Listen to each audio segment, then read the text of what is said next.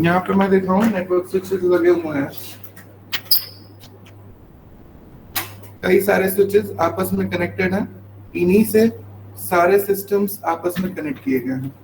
ठीक है, ये सारे लैपटॉप वगैरह सारे सिस्टम इसी से कनेक्टेड हैं। मैंने यही इस राउटर को इसी नेटवर्क स्विच से कनेक्ट कर दिया है जो मेरे सिस्टम से कनेक्टेड। ठीक है,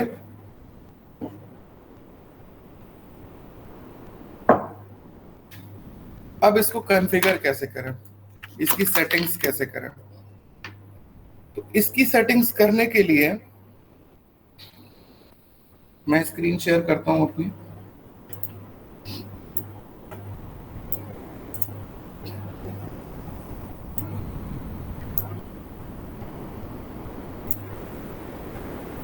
स्क्रीन विजिबल है? Yes sir. Yes sir. Browser में इस राउटर का एड्रेस डालना होता है। इस राउटर का एड्रेस बाय डिफॉल्ट 192.168.1.1 है, उसके पीछे लिखा होता है। कुछ नहीं खुल रहा है, मैं इससे कनेक्टेड हूं फिर भी नहीं खुल रहा। रीजन क्या है? रीजन ये है कि फिजिकली तो मैं इससे कनेक्टेड हूं, लेकिन लॉजिकली नेटवर्क अलग अलग है। ठीक है, नेटवर्क आईडी मेरे सिस्टम की और उस राउटर की, दोनों की नेटवर्क आईडी अलग अलग है। तो इसको चेक करने के लिए क्या करें, पहले तो मैं अपने नेटवर्क में जाता हूं।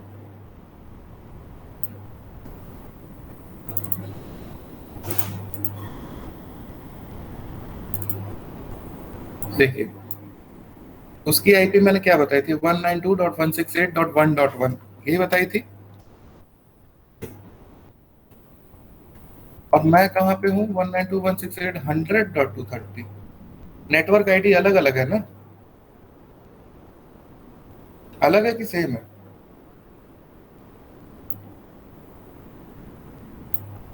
क्या हो गया आज आप लोग का? मतलब बहुत ही शांत लग रहा है।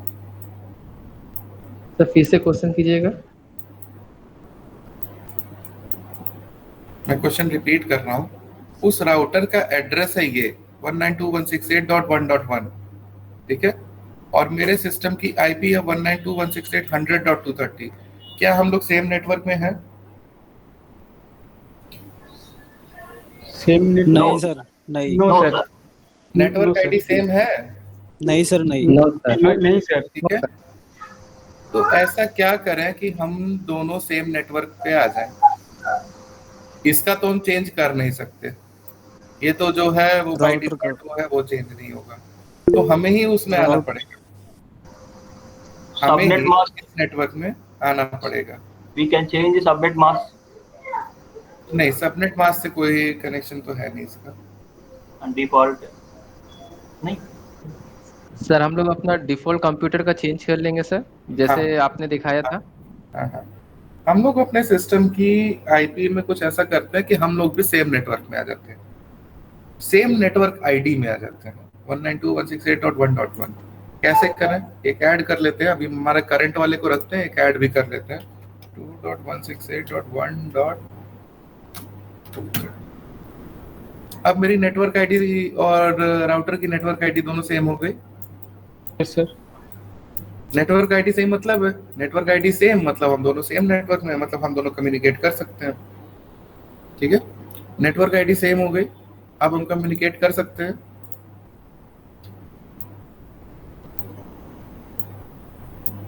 करके देखते हैं।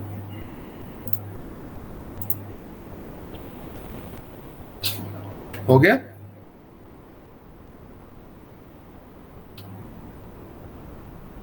समझ में आया? Yes sir. नहीं सर। नहीं आया? चलिए,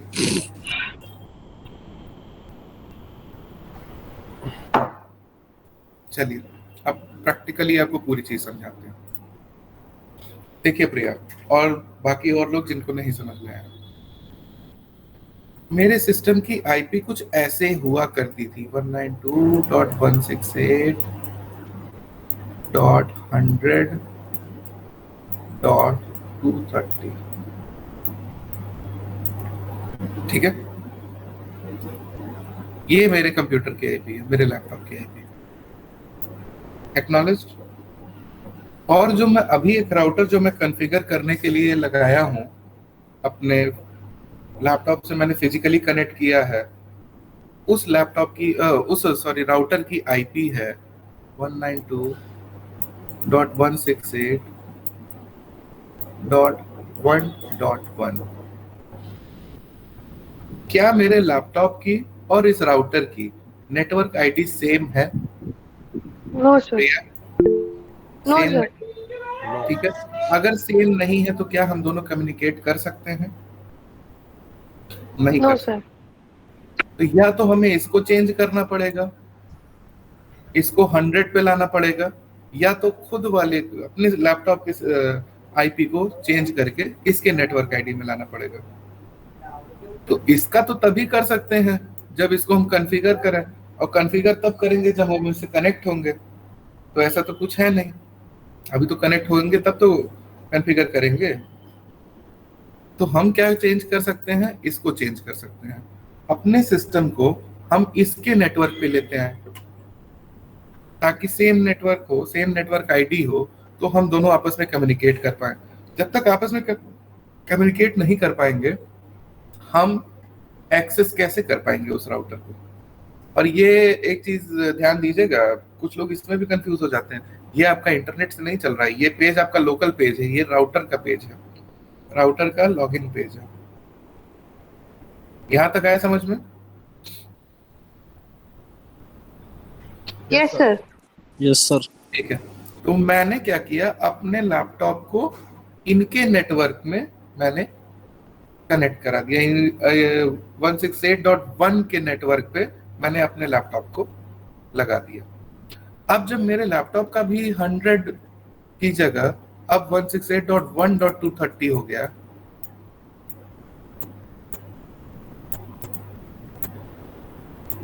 अब हम दोनों आपस में कम्युनिकेट कर सकते हैं।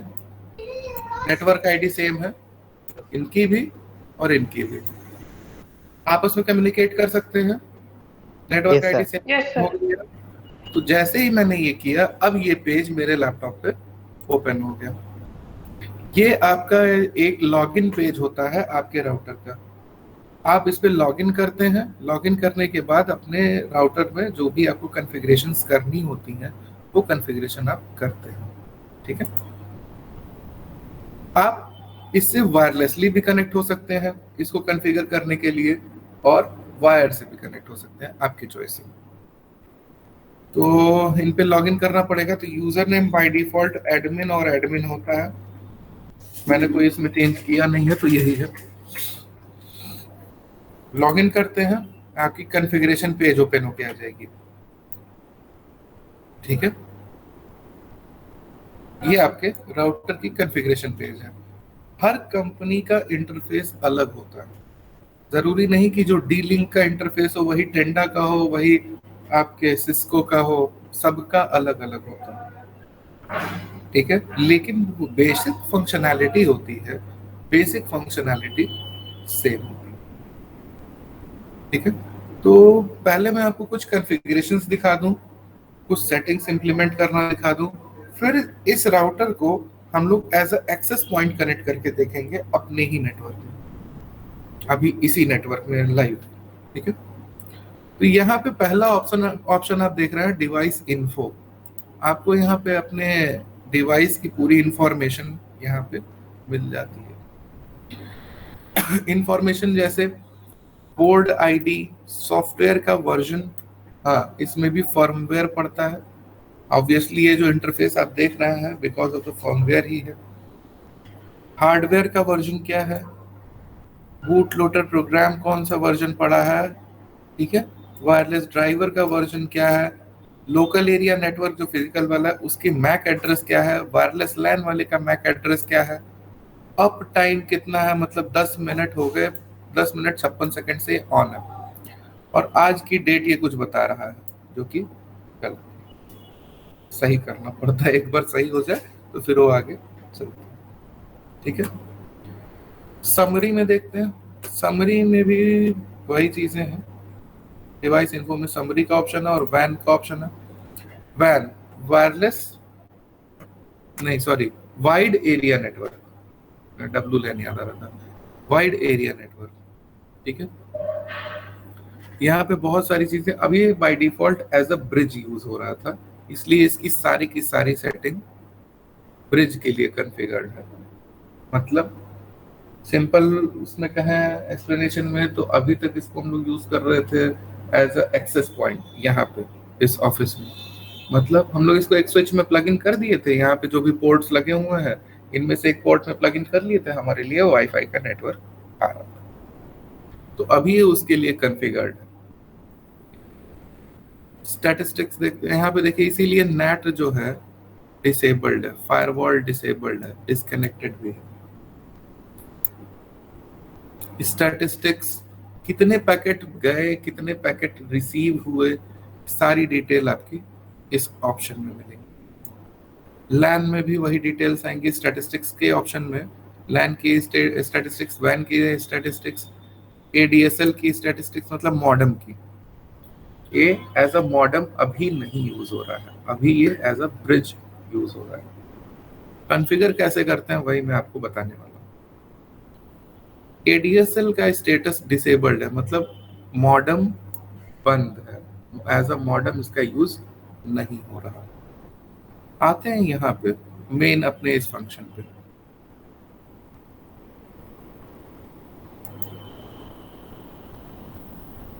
इसको मैं रीसेट ही कर दूं, नहीं तो सारी सेटिंग डिसेबल ही किया हुआ है।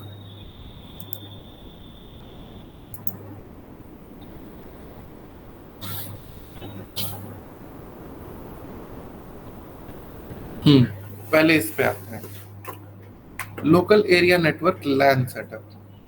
इसमें अलग अलग हम प्रोफाइल बना सकते हैं, डिफॉल्ट प्रोफाइल चल रहा है। इस राउटर की क्या आईपी है 192.168.1.1। ठीक है, सबनेट मास्क कितना है, क्लास सी का है। ठीक है, ये राउटर की आईपी हम चेंज भी कर सकते हैं। जैसे मैंने अभी यहाँ पे 192.168.1.1 डाल के ओपन किया है, ये मेरा डिफॉल्ट गेटवे है। मैं चाहूँ तो इसको चेंज भी कर सकता हूँ, अपना डिफॉल्ट गेटवे बदल के कुछ और भी कर सकता हूँ। ऐसा क्यों करें? अगर मान लीजिए आपके ही जैसे जो डिफॉल्ट जो इसकी आईपी होती है राउटर की, किसी भी राउटर की, वो ज्यादातर राउटर्स की 192.168.1.1 होती है। तो अगर आप कई सारे राउटर लगाए हैं तो सबकी 1.1 1.1 1.1 ऐसे ही रहेगी, तो वो आपस में ही कॉन्फ्लिक्ट क्रिएट हो जाएगा। ठीक है, राउटर में कॉन्फ्लिक्ट क्रिएट हो जाएगा।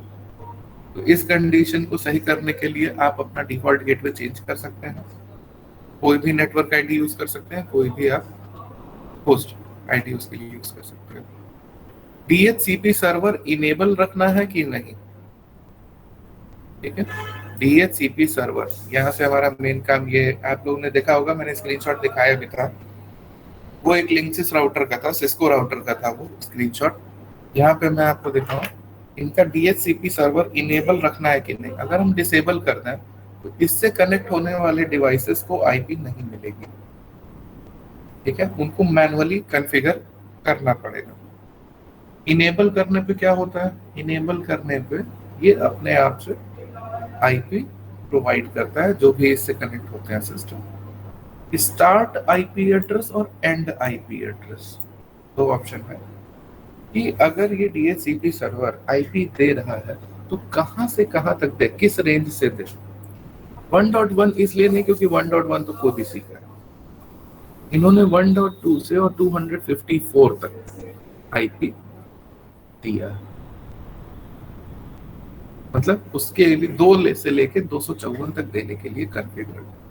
आप चाहें तो ये भी कर सकते हैं, 200 से लेके 254 तक इधर, 2 से लेके 199 तक आप रिजर्व कर सकते हैं। 1 से 199 तक ये आईपी नहीं देगा। ठीक है, उसके बाद 200 से लेके 254 तक खाली आईपी प्रोवाइड करेगा अपने मन से, ना वो इधर छेड़छाड़ करेगा ना आपको। यहाँ पे अब आता है लीज टाइम। कोई बताएगा लीज टाइम क्या होता है?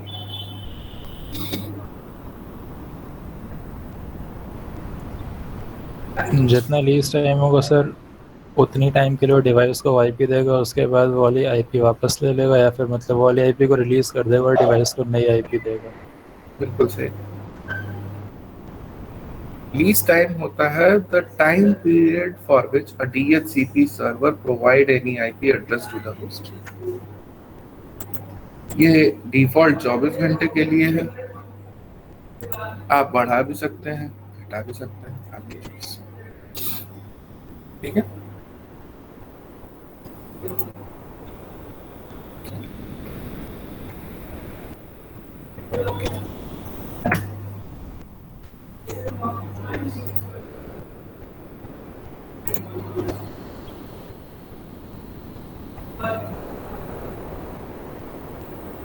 अब आते हैं इनके वायरलेस सेटअप पे।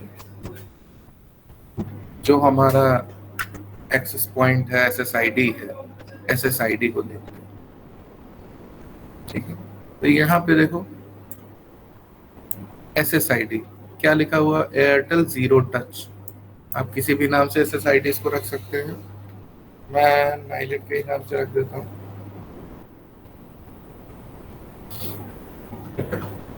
वायरलेस मोड यहाँ पे मिक्स्ड है। मिक्स्ड रखने का क्या फायदा, मिक्स्ड क्यों रखते हैं? देखिए 11B 11G 11N तीनों चीजें मैंने आपको बताई थी for different kind of devices.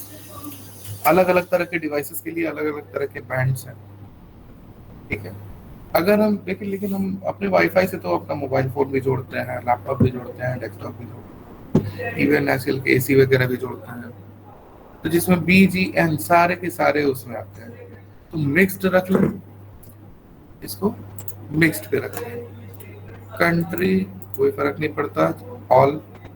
Channel auto, channel देखो वहां पे सेलेक्ट करने के लिए ऑप्शन आ रहा है, इसको ऑटो पे रख लेते हैं, अपने आप से वो कॉन्फ़िगर करता रहेगा। बैंडविड्थ 40 मेगाहर्ट्ज, मतलब इस जो हमारा जो ऑमनी डायरेक्शनल एंटीना है उसको उसके लिए कितनी फ्रीक्वेंसी रखें। ठीक है, तो मैक्सिमम फॉर मैक्सिमम बैंडविड्थ रख लेते हैं, 40 मेगाहर्ट्ज रख लेते हैं। ठीक है, इसको सेव कर लेते हैं। ये सेव हो गया कॉन्फ़िगरेशन हमारा। अब आते हैं आपके सिक्योरिटी पे।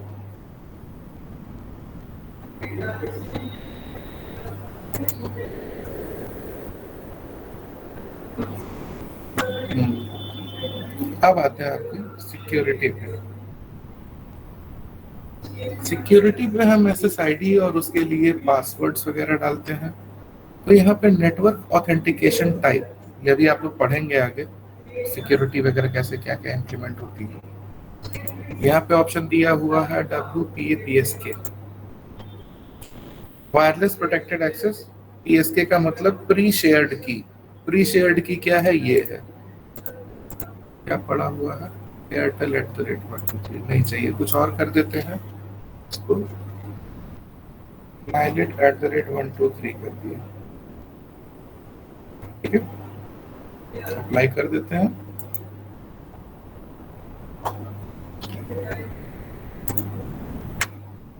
अब देखा जाए कि क्या जो नाम हम SSID का हमने रखा है वो दिख रहा है कि नहीं, चेक करने के लिए आते हैं।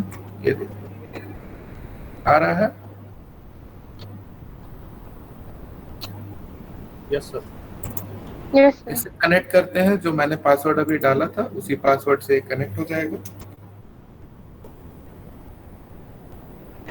Nilet@123 डाला था मैंने, लेकिन मैं कनेक्ट करूंगा तो मैं अभी क्लास से डिस्कनेक्ट हो जाऊंगा। क्या हम करते हैं, इसको हटाई देते हैं। अगर मैं वाईफाई पे स्विच कर गया, क्लास से डिस्कनेक्ट हो जाऊंगा। अभी मैं लैन के थ्रू कनेक्टेड हूँ तो कोई इशू नहीं है। लैन पे मॉडेम भी है मेरा, अरे सॉरी राउटर भी लगा हुआ है मेरा प्राइमरी, कोई दिक्कत नहीं। ठीक है, यहाँ तक समझ में आया। आगे और आपको सिक्योरिटीज इसमें बताई जाएंगी, जैसे मैक फिल्टर। मैक फिल्टर्स वगैरह देखो एक्सेस कंट्रोल लिस्ट में आते हैं।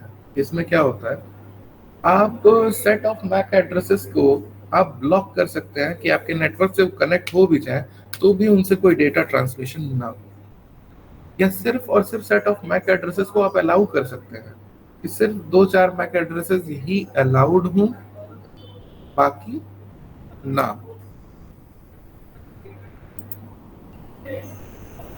ठीक है, तो किस तरह का आपको अलाउ करना है कि डिनाई करना है। अगर आप अलाउ करके इसमें ऐड कराते हैं मैक एड्रेस, तो यहाँ इस लिस्ट में जो भी मैक एड्रेस आप ऐड कराएंगे वही भर अलाउ होंगे डेटा ट्रांसमिशन के लिए, बाकी रेस्ट्रिक्टेड रहेंगे, कुछ भी नहीं कर सकते। डिनाई करते हैं और लिस्ट बनाते हैं यहाँ पे ऐड करके, तो वही मैक एड्रेसेस डिनाई होंगे, मतलब वही अलाउ नहीं होंगे जिनकी आपने यहाँ पे लिस्ट बना के डाली है। ठीक है, अब बात करते हैं वायरलेस ब्रिज की। वायरलेस ब्रिज क्या होता है?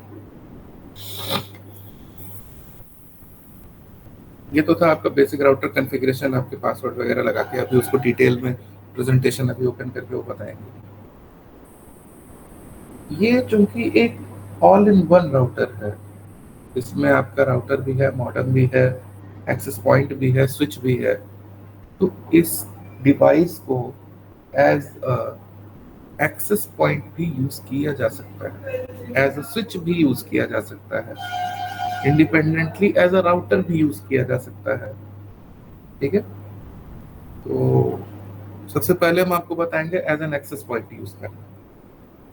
फॉर एग्जाम्पल मैं आपको एक सिचुएशन बताऊं, और मतलब लेमैन लैंग्वेज में आप समझ जाएंगे कि यहाँ अभी मैं जहाँ पे बैठा हुआ हूँ, इस जगह कोई वाईफाई का नेटवर्क मान लो सपोज दैट नहीं है, और मुझे अपने फोन को वाईफाई से कनेक्ट करना है।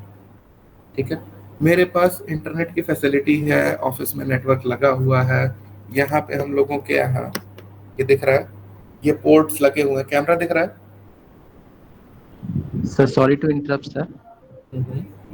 सर कोई मैसेज में सर क्वेश्चंस पूछ रहे हैं सर। तो एक चीज बता दूं फिर तो उसको डिस्कस करेंगे। Okay sir. मैं बता देता हूँ, बस एक मिनट।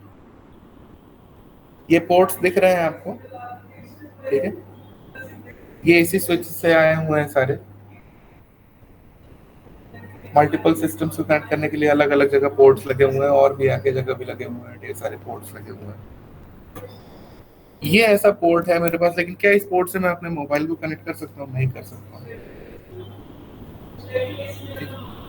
मोबाइल में मेरे इथरनेट केबल तो लगेगा नहीं, मैं उससे कनेक्ट नहीं कर सकता हूँ। उसके लिए हमें जरूरत पड़ेगी वाईफाई की, और हमारे पास वाईफाई अवेलेबल नहीं है। तो इस डिवाइस को सिर्फ और सिर्फ एज ए एक्सेस पॉइंट भी यूज कर सकते हैं। ठीक है, उसमें क्या होगा, दो सिमिलर लैन्स को, वाईफाई भी एक लैन है, और ये जो यहाँ पे मैंने अभी आपको दिखाया पोर्ट्स लगे हुए, ये भी एक लोकल एरिया नेटवर्क है। इन दोनों को अगर आपस में कनेक्ट करा जाए वो भी तो ब्रिज हुआ। वही ब्रिज करके हम लोग अभी देखने वाले हैं। अब बताइए क्या क्वेश्चन था? Can we have more than one network connection at a single device? More than one network connection means किस सेंस में आप पूछ रहे हैं? नेटवर्क आईडी अलग अलग हो,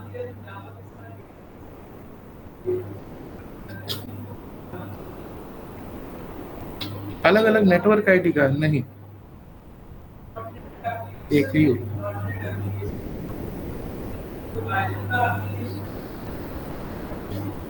नेटवर्क आईडी तो एक ही रहेगी।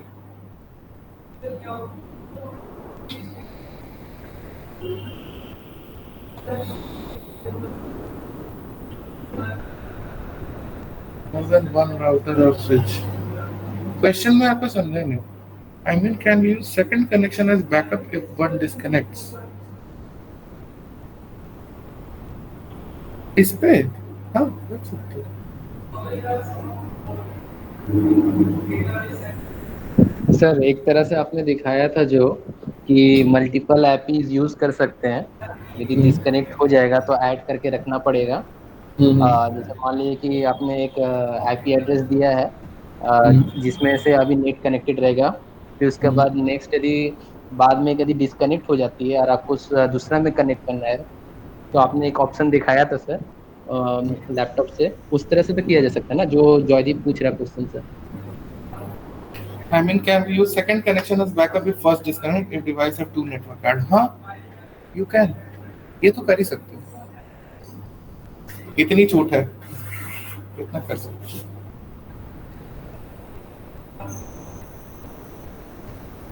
बस यही था क्वेश्चन। अब जैसे मेरे पास दो NIC है, एक लोकल एरिया नेटवर्क है और एक वाईफाई का है। मैंने दोनों कनेक्ट कर रखा है, जो डिफॉल्ट है वो कनेक्टेड है, ठीक है। एक मान लो डिफॉल्ट हमारा कनेक्शन डिसेबल हो जाता है तो ऑटोमेटिकली जो सेकेंडरी जो कनेक्टेड है वो एक्सेस हो जाएगा। Then do we need to have bridged these two connections? अच्छा, मेरी पूरी चीज पहले से यहाँ से स्क्रीन विजिबल है ना? Yes sir. ये मेरा लोकल एरिया नेटवर्क, ठीक है, जो यहाँ ऑफिस का है, ऑफिस का लोकल एरिया नेटवर्क। मेरे पास एक एक्सेस पॉइंट आ गया, ये एक्सेस पॉइंट आ गया। इस एक्सेस पॉइंट को मैं इस लोकल एरिया कनेक्शन से कनेक्ट करा दूं, तभी तो इन दोनों के बीच में डेटा ट्रांसफर होगा। मैं चाह रहा हूँ इससे एक वायरलेस नेटवर्क क्रिएट हो जाए जो मेरे मोबाइल फोन को डेटा दे पाए इस नेटवर्क का, ठीक है। इस नेटवर्क का डेटा मैं अपने इस मोबाइल पे चाह रहा हूं, तो मैं इस नेटवर्क से डायरेक्टली अपने मोबाइल को कनेक्ट नहीं करा पा रहा। मैंने क्या किया, एक यहाँ पे एक्सेस पॉइंट लगाया, ठीक है, एक्सेस पॉइंट जो मैंने अभी आपको दिखाया, और इसने भी, इस एक्सेस पॉइंट ने एक नेटवर्क यहाँ पे क्रिएट किया, वायरलेस नेटवर्क यहाँ पे क्रिएट किया। मेरा मोबाइल फोन इस एक्सेस पॉइंट से कनेक्ट हो गया, ठीक है। लेकिन मेरा मोबाइल फोन सिर्फ और सिर्फ इसी एक्सेस पॉइंट से ही कनेक्टेड है, इससे अभी नहीं कनेक्ट हुआ है। तो इस नेटवर्क से, इस नेटवर्क को भी तो हमने कनेक्ट कराना पड़ेगा, हमारे ऑफिस के लोकल एरिया नेटवर्क से इस एक्सेस पॉइंट को कनेक्ट कराना पड़ेगा। इसी को हमने क्या किया, ब्रिज कर दिया। दो सिमिलर काइंड ऑफ नेटवर्क को आपस में, दो लोकल एरिया नेटवर्क को, एक मेरा वायरलेस लोकल एरिया नेटवर्क है एक, और एक लोकल एरिया नेटवर्क है, इन दोनों को मैंने कनेक्ट करा दिया एक लैन केबल से। आया समझ में? ये फिर से रिपीट करें सर, रिपीट करिएगा। जी बिल्कुल। हाँ, अभी कौन? मैंने बोला था सर थोड़ा सा कंफ्यूजन है। हाँ हाँ बिल्कुल पूछो। एपी सर आईपी डिस्ट्रीब्यूट नहीं करता है ना, मतलब एपी के पास आईपीज नहीं होती हैं? नहीं, राउटर तो ये मतलब पता क्या करेगा? हाँ, आईपी यहीं से उठाएगा। ये वाला जो एपी है, ये जो हमारा लैन है, वहाँ पे जो रूटर रखा है वहाँ से आईपी लेके आएगा थ्रू ब्रिज कनेक्शन, और फिर मोबाइल को एक आईपी। देखो डिफॉल्ट ऐसे होता है, लेकिन आप चाहें तो एपी को एज अ डीएचसीपी भी यूज कर सकते हैं, डीएचसीपी का फंक्शन उसमें इनेबल कर सकते हैं। तो भी उसको एपी कहेंगे सर? हाँ, तो भी चलिए एक बार और मैं इसको यहाँ पे बता देता हूँ जिस चीज को कंफ्यूजन थी।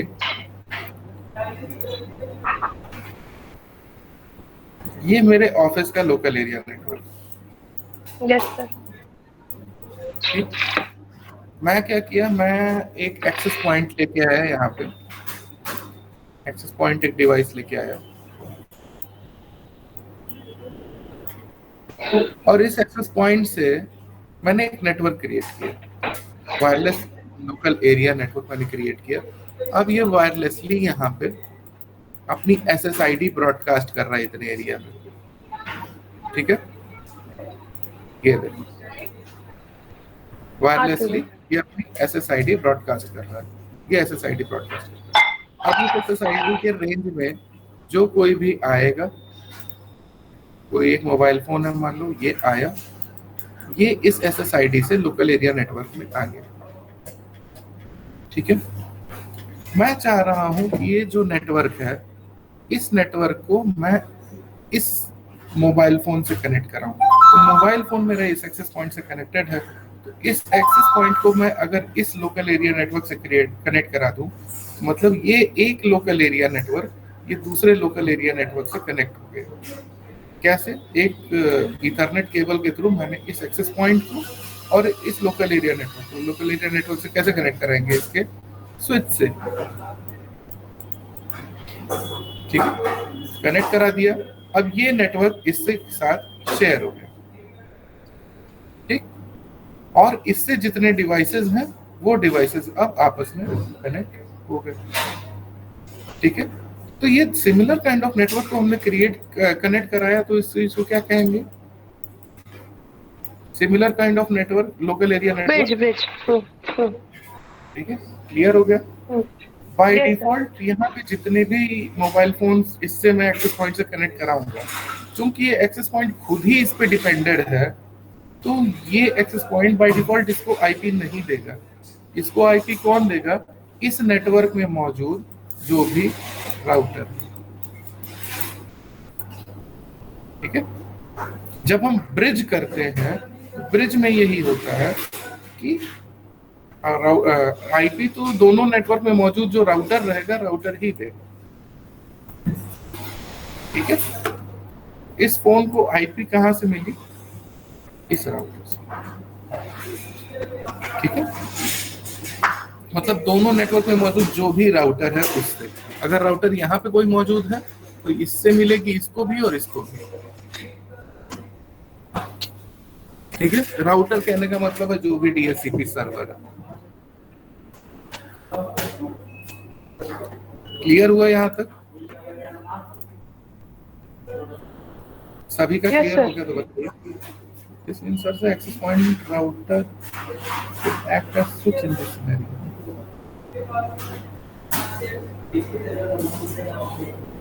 Access point और router तो अलग चीज है ना?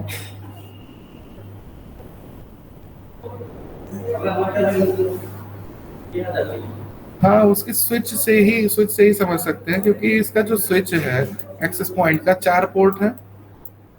ठीक है, और ये आपका जो बड़ा नेटवर्क है ऑफिस का, इसमें मान लो 30-35 पोर्ट है। तो इनके एक कनेक्शन से, इनके एक पोर्ट से आपके इस राउटर का दूसरा पोर्ट कनेक्ट कराते हैं, कोई सा भी एक पोर्ट कनेक्ट कराते हैं। तो ये नेटवर्क आपका एक तरह से स्विच की ही तरह फंक्शन करेगा, फिजिकली कह सकते हो, और लॉजिकली एज एक्सेस पॉइंट।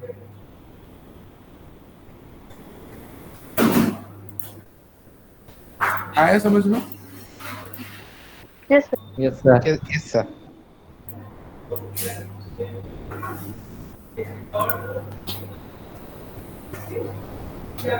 चलिए, ये कॉन्सेप्ट समझ में आ गया, तो अब इसको समझने में देर नहीं लगेगी।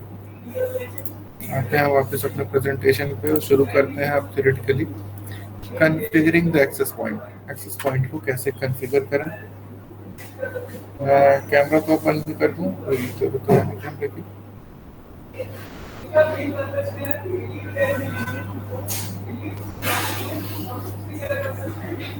ऑडिबल हो ना? आवाज आ रही है ना?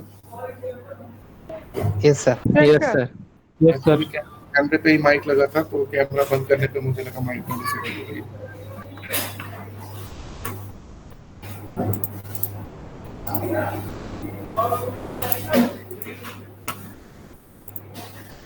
स्टार्ट करते हैं।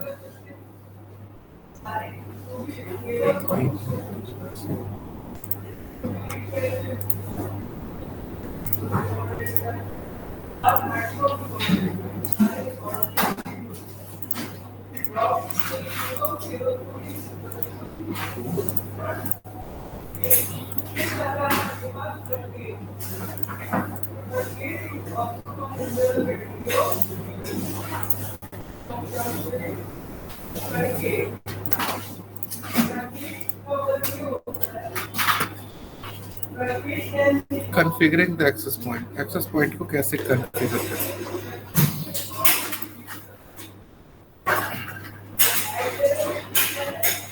Most integrated routers offer both wired and wireless connectivity and serve as access point in the wireless network.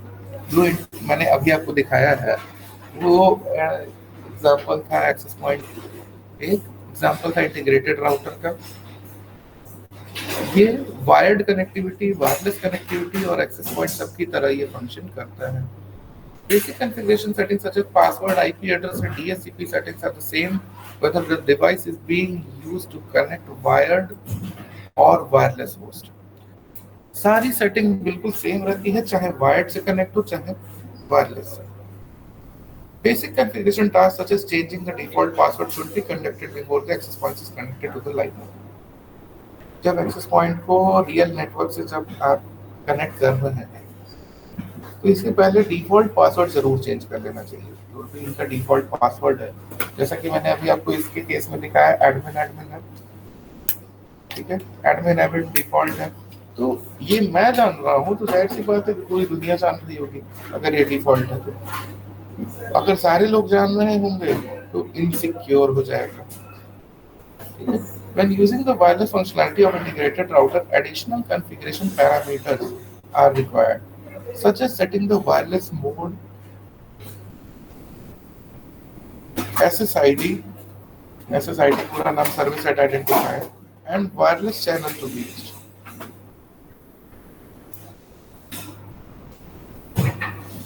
ये चीज मैंने अभी आपको दिखाई थी. ये आपका जो इंटरफेस है ये लिंक्सिस राउटर का है. वैसे इसको मैंने आपको लिंक्सिस का नहीं दिखाया था, दूसरी कंपनी है टेंडा, मैंने टेंडा का दिखाया. ठीक है. नेटवर्क मोड यहाँ पे मिक्स्ड, बीजी मिक्स्ड, वायरलेस, सारे ऑप्शन दिए हुए हैं. तो इनका पहले मतलब समझ लेते हैं. Wireless mode. Most home access point devices can support various modes, mainly 802.11b, 802.11g, and 802.11n. Although these all use 2.4 GHz range, each uses a different technology to obtain its maximum throughput. ठीक है. अलग अलग तरह के devices के लिए अलग अलग तरह के मोड्स होते हैं. हालांकि सारे के सारे 2.4 GHz ही चलते हैं, लेकिन मोड अलग अलग होते हैं. अगर हम मिक्स्ड रखते हैं तो किसी भी तरह का डिवाइस कनेक्ट हो सकता है. The type of mode enabled on access point depend on the type of host connected to it. If only one type of host connect to the access point, set the mode to support it. Okay? If multiple type of host will connect, select mixed mode. Each mode includes a certain amount of overhead. By enabling mixed mode, network performance will decrease due to overhead incurred in supporting all modes. अगर आप mixed रखते हैं तो थोड़ी बहुत performance down होती है, लेकिन आजकल के टाइम पे वो नेग्लिजिबल है. ठीक है. उससे कोई खास फर्क नहीं. अब देखते हैं SSID क्या होती है.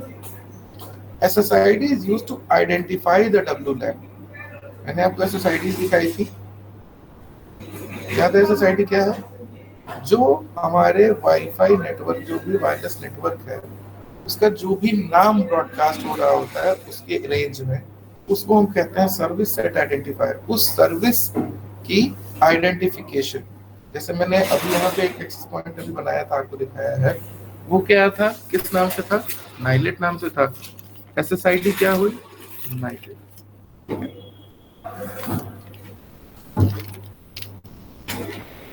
If the SSID is not broadcast, wireless clients will need to have this value manually configured. अगर SSID ब्रॉडकास्ट नहीं हो रही है तो वो नेटवर्क हमें यहाँ दिखेगा ही नहीं. उसके लिए हमें मैनुअली कॉन्फ़िगर करना पड़ेगा. उसमें नाम भी डालना पड़ेगा और फिर पासवर्ड भी डालना. Wireless channel. The choice of channel for the access point must be made relative to the other wireless network around it. Adjacent basic service set must use non-overlapping channel in order to optimize throughput. Most access points now offer a choice to manually configure the channel or allow the access point to automatically locate the least congested channel or locate the one that offers maximum. आप manually भी configure कर सकते हैं और आजकल के access point आपको option देते हैं, उनको ऑटोमेटिकली खुद ही सेट कर लेगा कि कौन सा लीस्ट कंजेस्टेड है, कौन सा में ज़्यादा थ्रूपुट है, सब खुद ही चेक कर लेगा.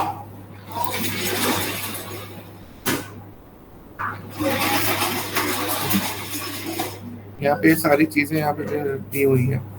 SSID ब्रॉडकास्ट करना है कि नहीं, मतलब अपना नाम ब्रॉडकास्ट करना है कि नहीं। इनेबल करेंगे तो नाम आएगा, डिसेबल कर देंगे नहीं आएगा। कॉन्फ़िगरिंग अ वायरलेस क्लाइंट, एक सेकंड जरा वो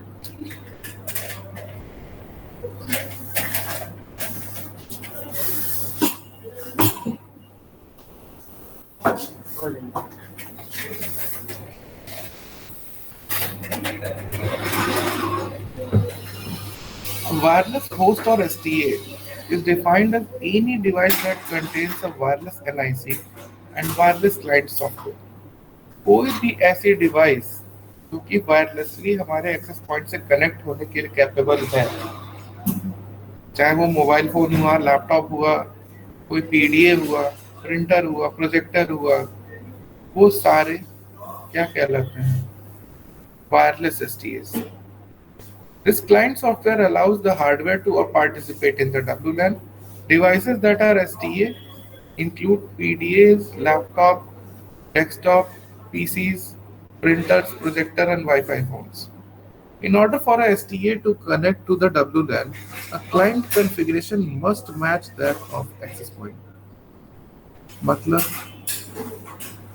जो कॉन्फ़िगरेशन आपने एक्सेस पॉइंट में करी है, वही कॉन्फ़िगरेशन आपके उसमें जो भी डिवाइस आप कनेक्ट कर रहे हैं उसमें मैच होनी चाहिए। यूजर नेम मैच होना चाहिए, मतलब SSID जो आपने नाम दिया वो मैच होना चाहिए, उसका पासवर्ड मैच होना चाहिए, ठीक है। दोनों की नेटवर्क ID सेम होनी चाहिए।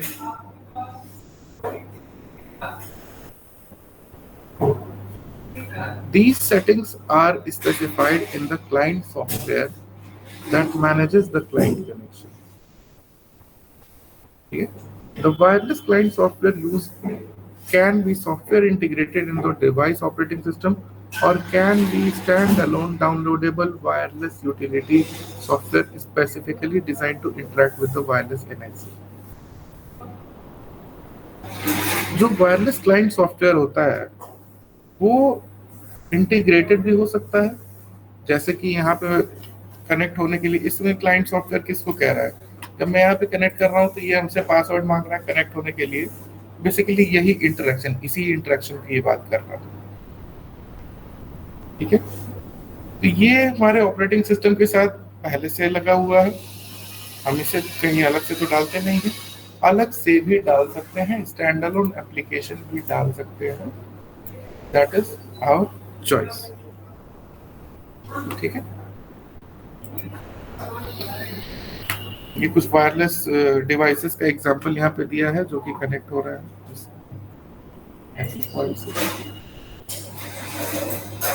इंटीग्रेटेड में। यही है, हम इस पे क्लिक कर रहे हैं, ये हमारे सामने ऑप्शन दिखा दे रहा है सारे SSID का। और स्टैंड अलोन सॉफ्टवेयर, इसका मैं आपको एग्जांपल दे रहा, अलग से इन्होंने सॉफ्टवेयर यहाँ पे थोड़ा सा इसमें फंक्शनैलिटी बढ़ जाती है, ऑप्शंस आपको ज्यादा दिखा देते हैं, ठीक है, डिटेल्स आपको ज्यादा इसमें आ जाएंगे।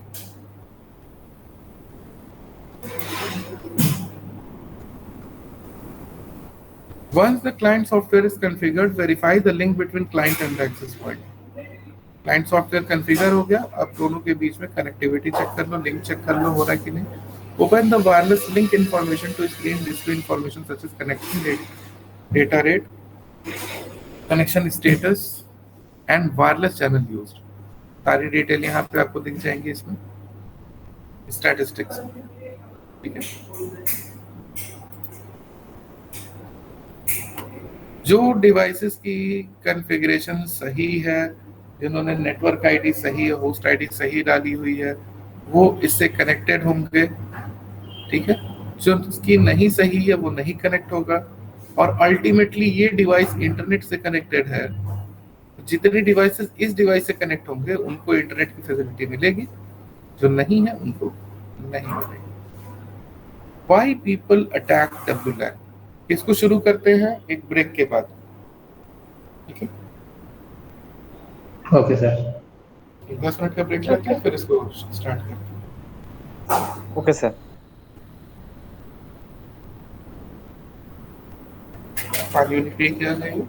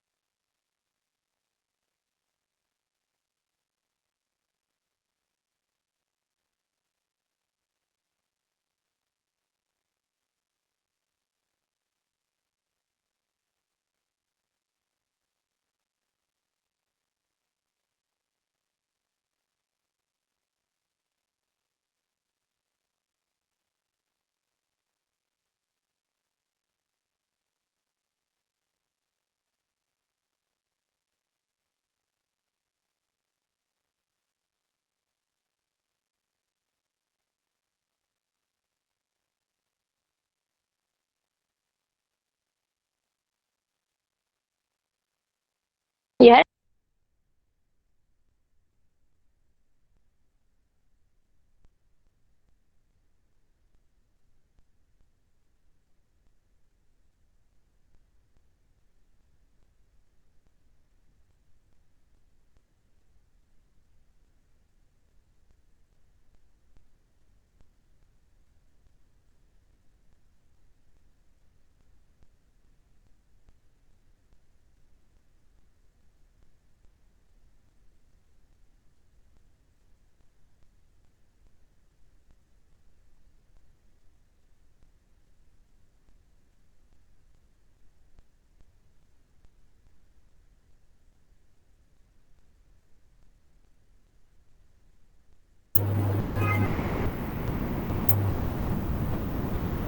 आगे सभी लोग शुरू करें।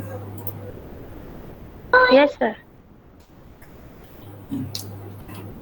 अब यहाँ पे कुछ स्लाइड्स में आपको ये बताया जाएगा वायरलेस लैन की सिक्योरिटी के लिए कि वायरलेस लैन लोग अटैक क्यों करते हैं और उनसे कैसे बचा जाए। Why people attack WLAN? चूंकि देखो ये एक पूरे एरिया में अगर आपने एक कोई एक्सेस पॉइंट यहाँ पे यूज किया है तो इस पूरे एरिया में जो वायरलेस लैन की नेटवर्क यहाँ पे अवेलेबल होती है। जो भी डिवाइस आप इस रेंज में आती है उन्हें इसकी SSID दिखती है, वो इसका पासवर्ड डालते हैं, ऑथेंटिकेट होता है और कनेक्ट हो जाता है। ये पूरा एरिया ओपन है, जो भी इस रेंज में आता है वो इस WLAN से एक्सेस पॉइंट से कनेक्ट हो सकता है। ऐसा नहीं है कि हमें कोई तार लगाने की जरूरत है, ऐसा नहीं है कोई खास कोई अलग से इसमें कोई प्रोटेक्शन है, ठीक है। तो ये चूंकि ओपन नेटवर्क है इसलिए लोग इसको अटैक करते हैं। अटैक क्या कर सकते हैं? पहले तो इनसे जो नेटवर्क है उस नेटवर्क का यूज कर सकते हैं, जो भी आपका कनेक्शन है उसका यूज कर सकते हैं, और जो डिवाइसेस कनेक्ट हैं जो इस आपके एक्सेस पॉइंट से जो कनेक्टेड है इनके मैसेजेस को इंटरसेप्ट कर सकते हैं, ठीक है। कोई भी अलग से बंदा आता है यहाँ से अगर ट्रेसपास करना चाहता है आपके नेटवर्क में तो इसकी जो भी कम्युनिकेशन है इस कम्युनिकेशन को भी वो ट्रेसपास कर सकता है, ठीक है। अगर ये सेम नेटवर्क पे अगर आप आ गए तो आप इनकी फाइल भी एक्सेस कर सकता है। तो एक तरह से हमें सिक्योरिटी की बहुत ज्यादा जरूरत पड़ेगी, ठीक है। One easy way to gain entry to the wireless network is through the network name or SSID. All computers connecting to the WLAN network must know the SSID. जब तक SSID नहीं पता होगी इस नेटवर्क से कनेक्ट कैसे होगा। By default, wireless router and access pointer broadcast SSIDs to all computers within the wireless range. The SSID broadcast activated. With the SSID broadcast activated, any wireless LAN can detect the network and connect to it. If no other security feature are in place.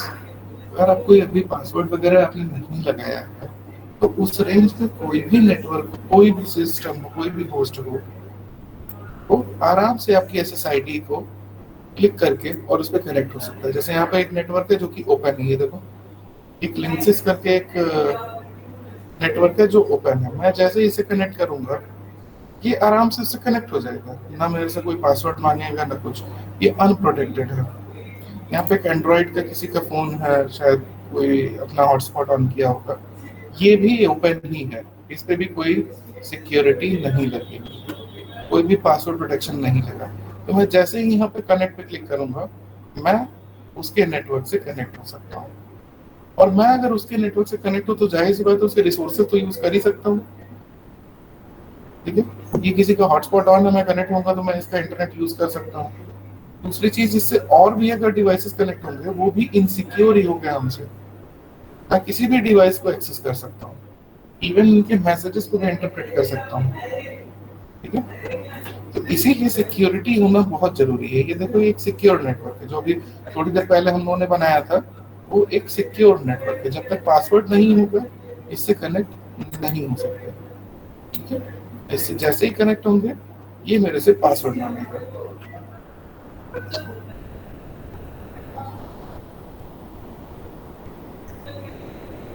The SSID broadcast feature can be turned off. आप SSID के broadcast को of भी कर सकते हैं, जिससे आपका network यहाँ पे शो होगा ही नहीं। When it is turned out the fact the network is there no longer made public, any computer trying to connect to the network must already know the SSID. इस केस में क्या होगा, अगर हम SSID ब्रॉडकास्ट बंद कर देते हैं तो जो भी सिस्टम इसके रेंज में आएंगे, ठीक है, उन सिस्टम्स को उसका SSID भी मालूम होना चाहिए। वहां पे मैनुअली इनपुट करना पड़ेगा SSID का नाम, और अगर पासवर्ड लगा हो तो फिर password.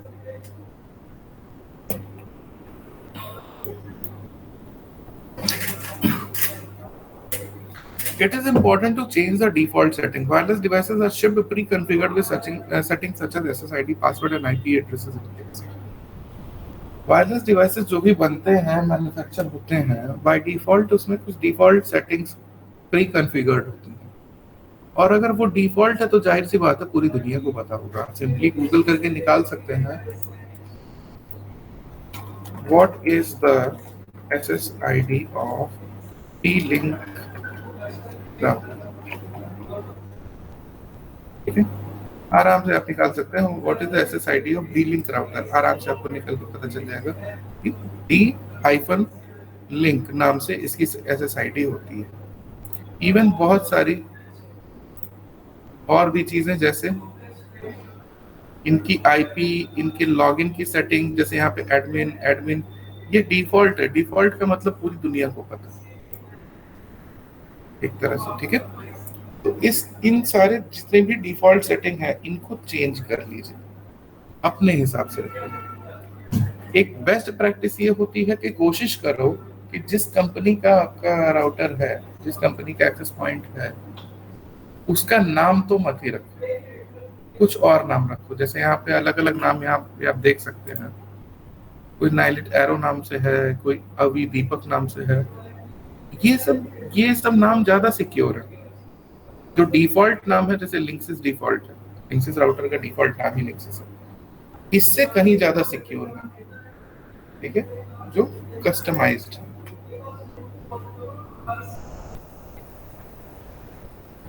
Even with the SSID broadcasting disabled, it is possible for someone to get into your network using the well-known default SSID.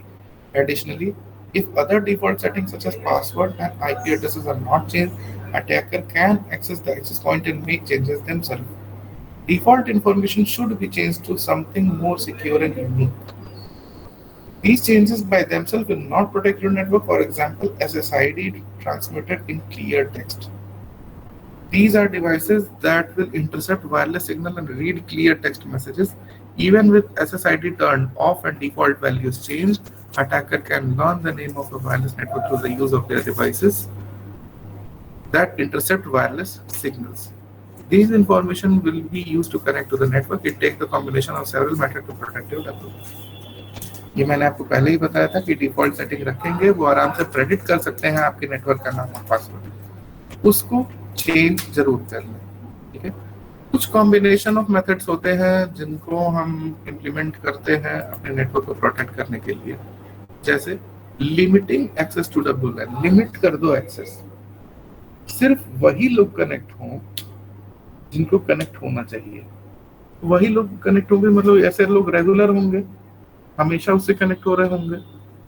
जैसे मैं इस ऑफिस का एग्जांपल लूँ, इस ऑफिस में अगर मैं कोई ऐसी प्रोटेक्शन लगाऊं कि इस ऑफिस के बाहर क्या कोई भी इंसान इससे कनेक्ट होगा कुछ भी करके, तो ऐसा मैं कैसे कर सकता हूँ। यहाँ पे जितनी डिवाइसेस हैं उन डिवाइसेस की डिटेल मुझे पता है, हर डिवाइस का मैक एड्रेस मुझे पता है, ठीक है।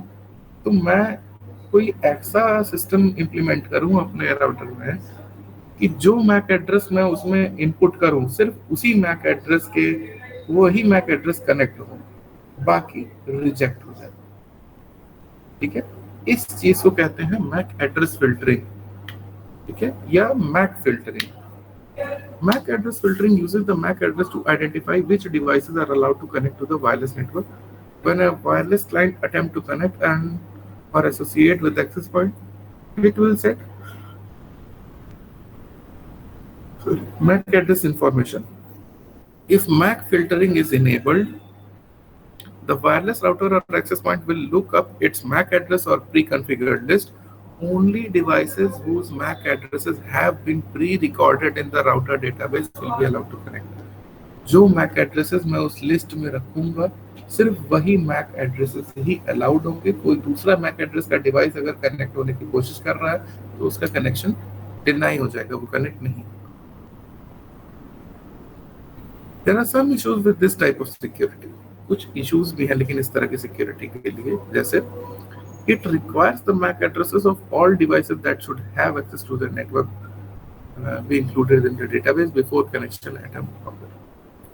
मेरे पास सभी डिवाइसेस जो कि यहाँ पे हैं जिनको हमें कनेक्शन अलाउ करना है, सबकी मैक एड्रेस चाहिए होगी ताकि वो मैक एड्रेस मैं इनके टेबल में इंसर्ट कर दूं जिस टेबल को इन्होंने अलाउ करना है। A device that is not identified in the database will not be able to connect. जो डिवाइस का मैक उसमें पहले से नहीं पड़ा होगा वो नहीं कनेक्ट होंगे। Additionally, it is possible for an attacker's device to clone the MAC address of another device that has access. MAC address cloning. ऐसा भी हो सकता है कि कोई जो हैकर है वो किसी दूसरे डिवाइस जो कि यहाँ पे अलाउड है उसकी मैक एड्रेस की क्लोनिंग करके कनेक्ट हो जाए। बाकी इतना सिंपल नहीं है, फिर भी इट इज पॉसिबल। यहाँ पे मैक एड्रेस फिल्टरिंग है, इसमें ये दोनों मैक एड्रेसेस अलाउड है। ये इसका मैक और इसका मैक अलाउड है। इसके लिए कैसे अलाउड है? इन्होंने मैक 1 मैक 2 में इन दोनों के मैक एड्रेस डाले हुए हैं, ये दोनों अलाउड है। ठीक है, इनका मैक एड्रेस यहाँ पे नहीं पड़ा हुआ, ये अलाउड नहीं।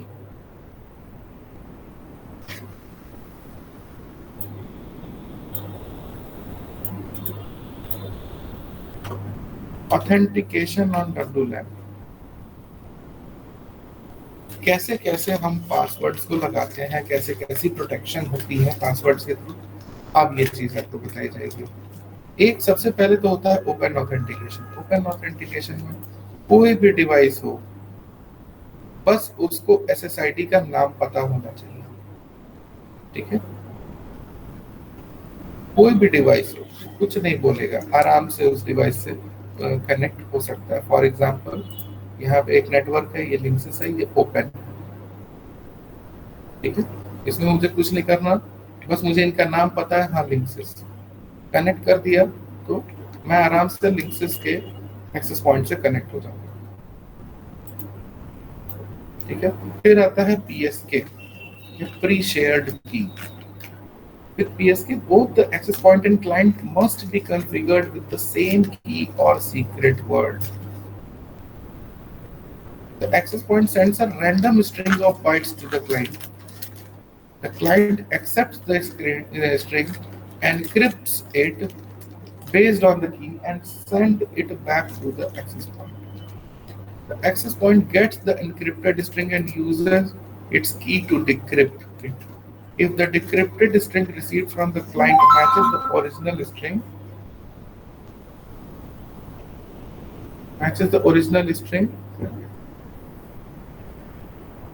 sent to the client is allowed to connect.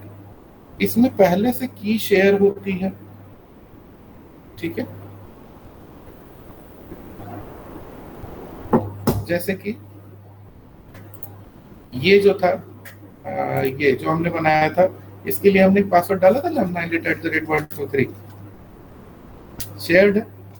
इसमें ये क्या करेगा, जैसे हम कनेक्ट पे क्लिक करेंगे हमें कुछ एनक्रिप्टेड इंफॉर्मेशन देगा उसी 98@123 का। वही चीज हम यहाँ पे 98@123 डालेंगे, मैच होगा, राउटर के पास जाएगा, वो उसको एक्नॉलेज करेगा, एक्सेप्ट करेगा और फिर उससे कनेक्शन इनेबल हो जाएगा। Extensible Authentication Protocol here, EAP. EAP provides mutual or two-way authentication as well as user authentication. When EAP software is installed on the client communicates with the backend authentication server such as remote authentication, dial-in user service, जिसको हम radius बोलते हैं, radius server भी बोलते हैं। इस तरह के ऑथेंटिकेशन में कि हमें हमारा जो एक्सेस पॉइंट है वो वेरीफाई नहीं करेगा, वेरीफाई कौन करेगा? उसी नेटवर्क में मौजूद कोई एक दूसरा सर्वर, जिसको remote authentication dial in user service बोलते हैं, जिसको जैसे शॉर्ट में रेडियस सर्वर। यहाँ देखो प्री शेयर्ड की में क्या है, एक डिवाइस है, ये इस राउटर से कनेक्ट होना चाह रहा है, इस राउटर ने बोला ठीक है तुम कनेक्ट हो जाओ, कोई दिक्कत नहीं है, लेकिन पासवर्ड बताओ। इन्होंने पासवर्ड डाला, कनेक्ट हो गया। लेकिन ईएपी में क्या हो रहा है कि इन्होंने बोला कि मेरा यूजर नेम ये है, पासवर्ड ये है, मुझे कनेक्ट होना है। ये जो राउटर है, राउटर ने कहा हम तो नहीं जानते, चलो हम आपकी रिक्वेस्ट फॉरवर्ड कर देते हैं रेडियस सर्वर के पास। अब रेडियस सर्वर ने मैच किया यूजर नेम और पासवर्ड, मैच कर गया, वेरीफाई हो गया, तो इन्होंने राउटर को बोला ठीक है आगे दो, ठीक है, करेक्शन सही है। Once authentication is enabled, regardless of the method used, the client must successfully pass authentication before it can associate to the access point. If both authentication and MAC address filtering are enabled, authentication occurs first. अगर authentication मतलब password वाला system भी लगा हो और MAC address filtering भी लगा हो, पहला स्टेप इनका यही होगा, पासवर्ड वाला। पहले MAC नहीं चेक करेगा, पहले पासवर्ड।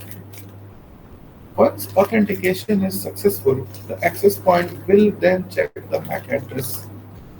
Password authenticate हो गया, उसके बाद फिर तब MAC address filtering वाली लिस्ट चेक होती है, क्या ये MAC अलाउड है कि नहीं।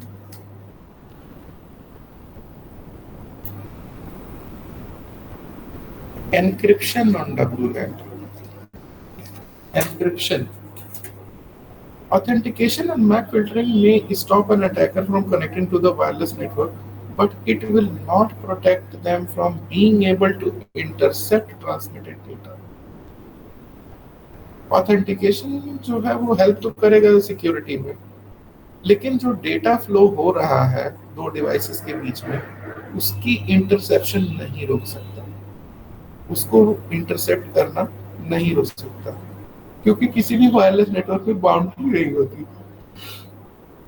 तो जो भी ट्रैफिक होता है हवा में ही ट्रांसमिट होता है, ठीक है। तो इस चीज से कैसे बचें? इस चीज से बचते हैं wired equivalency protocol. Wired equivalency protocol, या WEP, is an advanced security feature that encrypts network traffic as it travels through the air. WEP uses pre-configured keys to encrypt and decrypt data. इसमें क्या होता है, मैं basically आपको बताऊं, किन्हीं दो डिवाइसेस के बीच में अगर डेटा फ्लो होता है तो हमेशा एनक्रिप्टेड फॉर्म में होता है। एनक्रिप्शन की हेल्प से आपका डेटा सोर्स से डेस्टिनेशन की तरफ एनक्रिप्टेड फॉर्म में ही ट्रेवल करता है। तो अगर बीच में कोई डेटा अगर इंटरसेप्ट कर भी लिया तो भी कोई दिक्कत नहीं है, वो एनक्रिप्टेड डेटा है, वो उसे डिक्रिप्ट कर ही नहीं सकता जब तक कि उसके पास डिक्रिप्शन की न हो।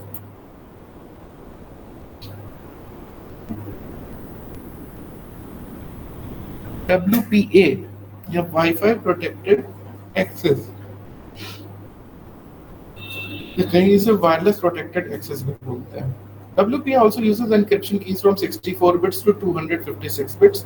However, WPA, unlike WEP, generates new dynamic key each time a client establishes a connection with the access point. WPA में क्या होता है,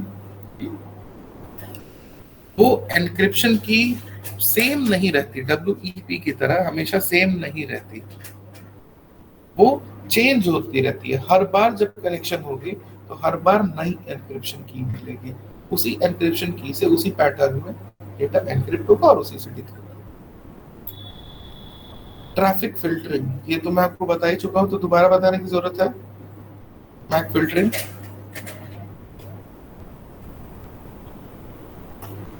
दोबारा बताने की जरूरत है या okay?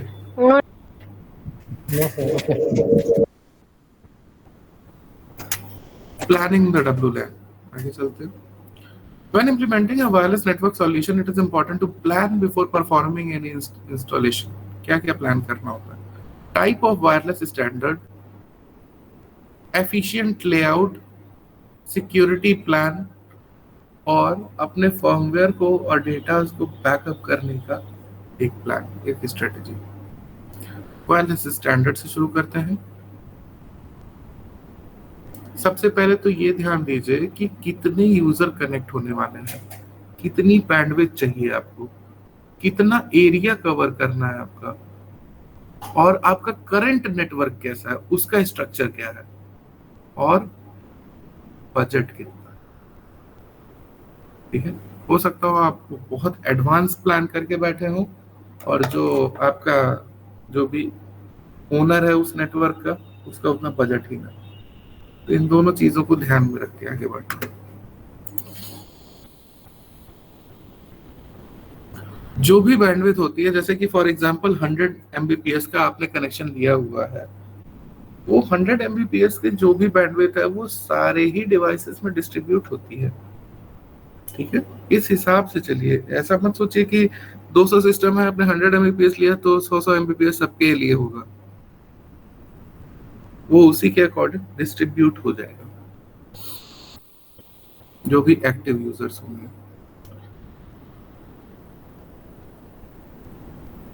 Even if the application do not require a high speed connection, one of the higher speed technologies may be necessary if multiple users are connected at the same time.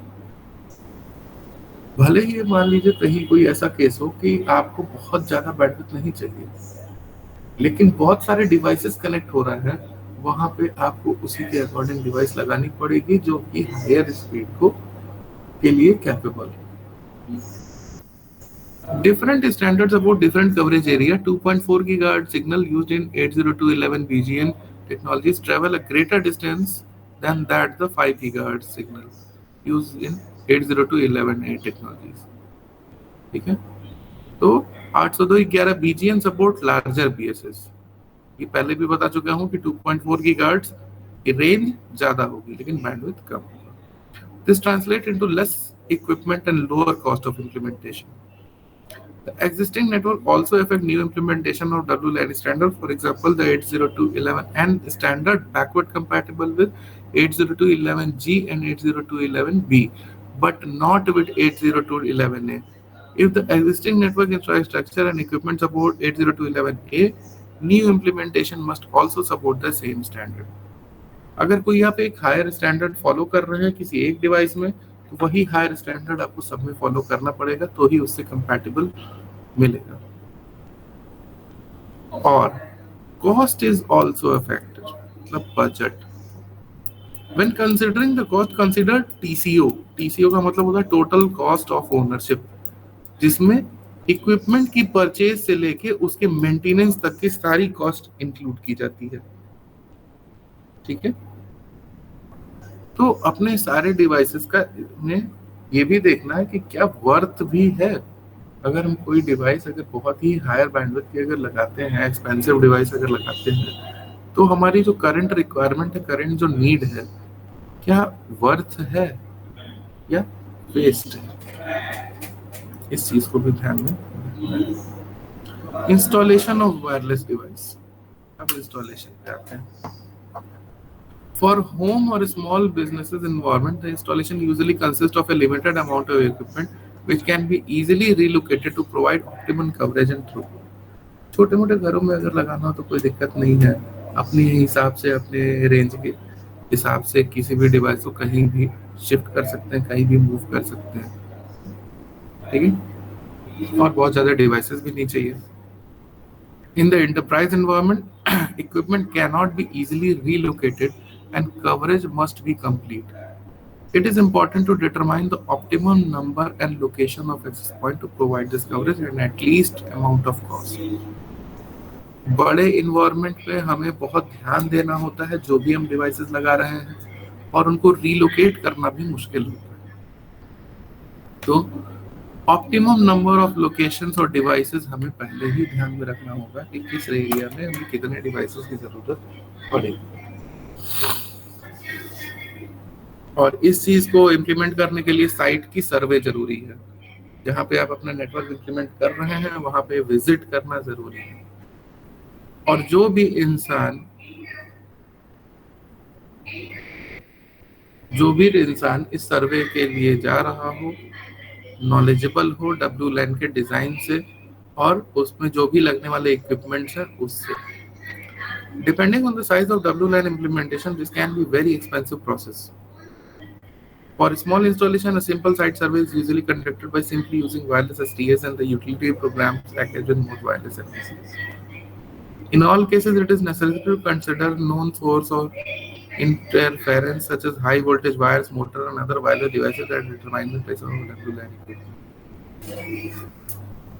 ये भी हमें कंसिडर करके चलना होगा कि जो भी हम डिवाइसेस लगा रहे हैं उसमें कहाँ से इंटरफेरेंस आ रही है और कौन कौन से डिवाइसेस हैं जिनकी वजह से इंटरफेरेंस क्रिएट हो रही है। कहीं कोई ट्रांसफार्मर लगा हो, कहीं कोई हाई पावर मैग्नेट लगा हो, ठीक है, या कोई दूसरा WLAN लगा हो जिसकी वजह से उसमें इंटरफेरेंस क्रिएट हो रही हो।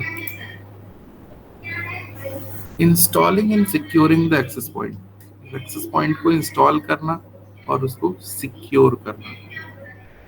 Once the best technology and placement of the access point is determined, install the WLAN device and configure the access point with security measures.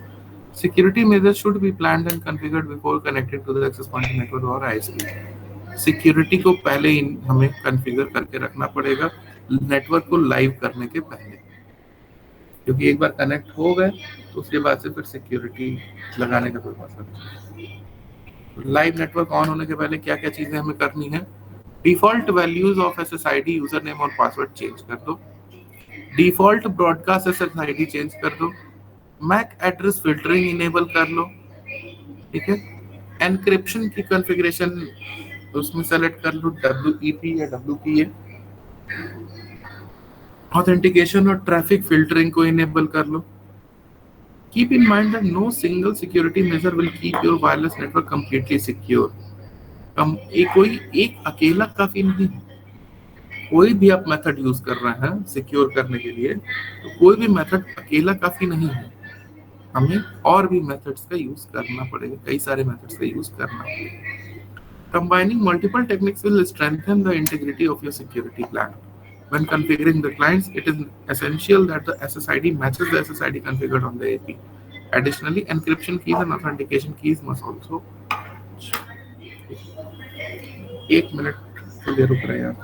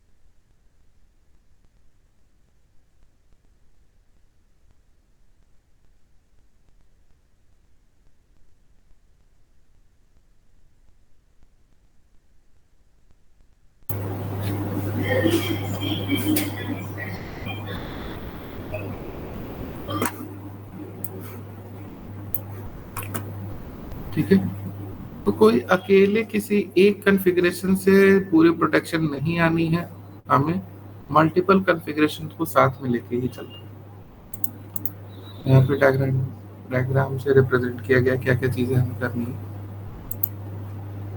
Backup and restoring configuration file, ये भी एक important factor है। इसमें क्या करना होता है कि सपोज दैट आप मल्टीपल डिवाइसेस यूज कर रहे हैं, ठीक है, और कोई भी अगर आप आगे फ्यूचर में अपने चेंज करते हैं, क्या अपनी इतनी सारी जो कॉन्फ़िगरेशन आपने इंप्लीमेंट की है, आपने उसमें WPA लगाया है, WEP लगाया है, तरह तरह के एन्क्रिप्शन लगाए हुए हैं, क्या वो सारी चीजें हर डिवाइस में आप एक एक करके कॉन्फ़िगर करेंगे, या कोई अगर इशू आता है आप रिस्टोर करते हैं तो सारी कॉन्फ़िगरेशन दोबारा करेंगे? ऐसा करने की जरूरत नहीं है। आप क्या करते हैं, अपनी सारी की सारी कॉन्फ़िगरेशंस को आप बैकअप कर लेते हैं, ठीक है? और कभी भी किसी दूसरे डिवाइस में जो सेम कॉन्फ़िगरेशन की है, उस डिवाइस में उस बैकअप को आप रिस्टोर कर सकते हैं, ठीक है? कोई अगर इशू होता है, डिवाइस को रीसेट करना पड़ता है, तो आपको सारी कॉन्फ़िगरेशन, चलो ठीक है, चलो आपने पासवर्ड वासवर्ड लगाना आपने लगा दिया, लेकिन मान लो आपने ACL लगाया हुआ है, ACL में 60-65 डिवाइसेस आपने ऐड कराए हैं जो कि अलाउड है। कोई दिक्कत होती है, आप उसको चेंज करते हैं, अपना डिवाइस मान लीजिए अपना राउटर ही आपने चेंज कर दिया, खराब हो गया, दूसरा राउटर लगाया, तो फिर वो 65 डिवाइस की आप एंट्री मैन्युअली करेंगे, अच्छा लगेगा? मुझे तो नहीं लगेगा। तो इसीलिए क्या करते हैं, अपनी सारी की सारी कॉन्फ़िगरेशन को बैकअप करके एक जगह रख लेते हैं। बैकअप करके रखा, यहाँ पे ऑप्शन आएगा, आपके स्क्रीनशॉट लगा हुआ है बैकअप करने का। जितनी कॉन्फ़िगरेशन है यहाँ पे बैकअप कॉन्फ़िगरेशन करेंगे, ये आपसे ऑप्शन पूछेगा बैकअप को सेव कहाँ करना है। एक फाइल ये जनरेट करेगा, उस फाइल को आपको किसी भी सिस्टम पर रखने के लिए आपको परमिशन दे देगा। आप उस फाइल को किसी एक सिस्टम पे रख लीजिए, दोबारा जब इसका कॉन्फ़िगरेशन आपको करनी हो उसी डिवाइस की, तो उसी कॉन्फ़िगरेशन फाइल को उसमें वापस अपलोड कर लीजिए, ठीक है? आपको मैनुअली सारी सेटिंग दोबारा करने की जरूरत नहीं पड़ेगी। अपडेटिंग द फर्मवेयर, ये भी एक जरूरी प्रोसेस होता है। जो भी सॉफ्टवेयर है आपके राउटर के, या उन सॉफ्टवेयर्स को जो आखिर कोई ना कोई एक फर्मवेयर है तभी आपका वो काम कर रहा है, कोई ना कोई सॉफ्टवेयर उसमें भी, उसका भी एक ऑपरेटिंग सिस्टम है, तो टाइम टू टाइम उसके भी फिक्सेस आते रहते हैं, उसके भी अपडेट्स आते रहते हैं, तो उसको हमेशा अपडेट करते रहना चाहिए, ताकि कोई नई अगर चीज आती है, कोई सिक्योरिटी फीचर आता है, तो भी आपका उसी के अकॉर्डिंग अपडेट होता है। यहाँ ऑप्शन आता है अपडेट का। जनरली क्या होता है, हम अलग से, जैसे यहाँ पे PLMR फर्मवेयर, मैं यहाँ से डाउनलोड कर सकता हूँ फर्मवेयर, ठीक है? फर्मवेयर डाउनलोड करूंगा, एक फाइल डाउनलोड होगी, ये रहा फर्मवेयर, ठीक है? एक फाइल यहाँ से डाउनलोड होगी, 6.47 MB की है, और ये फाइल डाउनलोड होने के बाद जो भी मेरा राउटर रहेगा, TLMR का है मान लो, TP-Link का है, तो यहाँ पे ब्राउज करके मैं उसी फाइल को अपलोड कर दूंगा, नया फर्मवेयर अपलोड हो जाएगा। क्लियर हुआ यहाँ तक? आप कोई क्वेश्चन हो तो पूछ सकते हैं।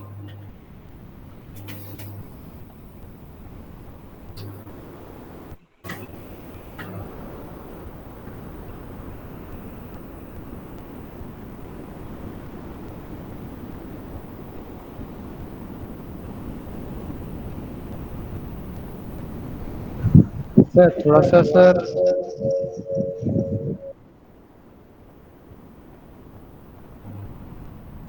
पूछिए, क्या कर रहे थे?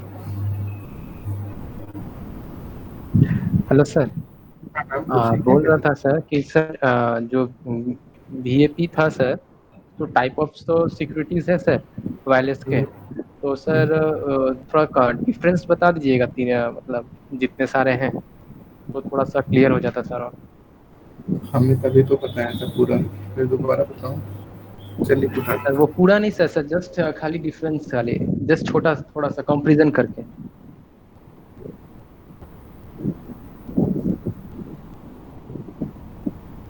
एनक्रिप्शन वाला बताना है कि ऑथेंटिकेशन वाला?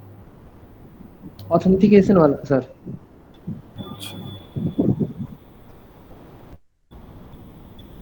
देखिए, ऑथेंटिकेशन में आपको एक मिलेगा ओपन ऑथेंटिकेशन।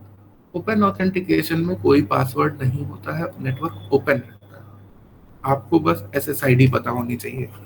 जैसे यहाँ पे कुछ नेटवर्क्स हैं, इनके ऊपर लॉक लगा हुआ है, ये सारे प्रोटेक्टेड है। लेकिन एक नेटवर्क ऐसा है जो कि ओपन है, ठीक है, ये है ओपन ऑथेंटिकेशन, इसमें कोई पासवर्ड नहीं लगा।